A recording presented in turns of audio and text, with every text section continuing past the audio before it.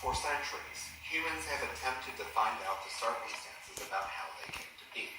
Royals have mapped out their genealogical lines to lay claims to their country's throne. People have mapped out their lineage to lay claim to land or inheritance. And the writers of the New Testament recorded the long lineage from Adam to Jesus. Today's speech will be about genealogy and how to record your family tree. To even begin to start recording your family tree, you must have a place to start. That's you. According to the genealogy company Ancestry.com, before one does research on their ancestors, they must record what their immediate family knows. Start with yourself, your parents, your grandparents, and their siblings. It's then from here that you can start branching out your family's tree by gaining information from older family members. Interview these older family members and learn their memories of their relatives.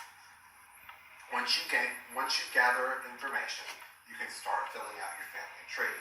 There are three main types of family trees. The first is the ancestor chart that ascends from you. This chart is the most common and used more often because it is easy to read. Then there is the bow tie family tree, shown next to me.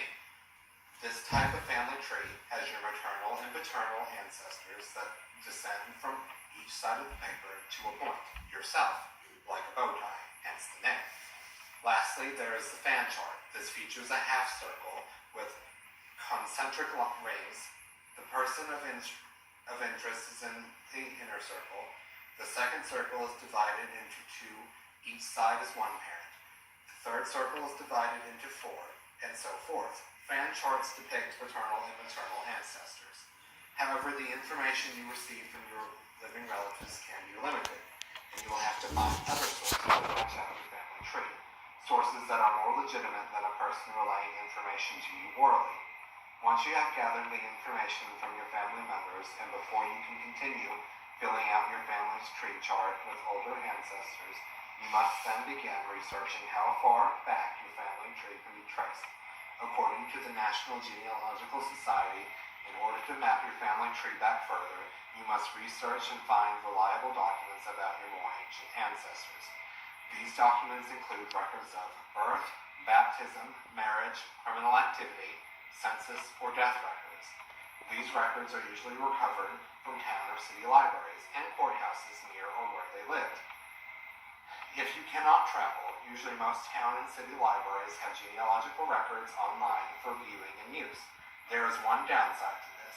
Libraries and courthouses may not have had all the information prior to the internet that you need, since sometimes documents can be destroyed by fire or water damage.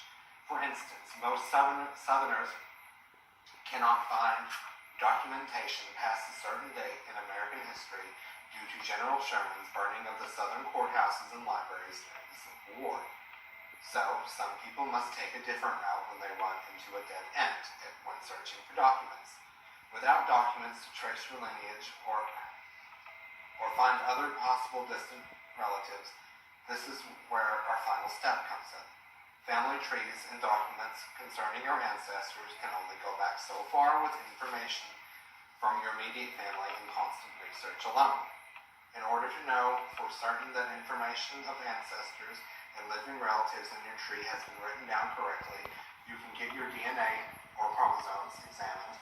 According to the Genealogy/DNA company 23andMe, the last step should be getting your DNA tested for living distant relatives. Scientists examine your centimorgans and match it with other people's centimorgans who have submitted their DNA for a possible match. Also, by examining your centimorgans, scientists may be able to go back even further to a nameless ancestor that you and most other people are descended from. By submitting your DNA to be examined, you can fill in holes that you may have in your family tree by using a distant living relative and validate the correctness of the information you have recorded into your family tree. This is an important step since sometimes past documentation could have been written down wrong, and some has been destroyed, and this affords you an overall check of your family tree. However, you might not want to do this method if you feel uneasy that a company has access to your DNA and can do whatever they please with it. Therefore, while this is the final step, it is entirely optional, but an important step if you don't wish to have voids in your family tree, although you may never be able to fully branch out your family tree. In conclusion, humans have always attempted to find out the circumstances about how they came to be. Royalty have used genealogy to stake claim to their country's throne, and others have used this to lay claim to property.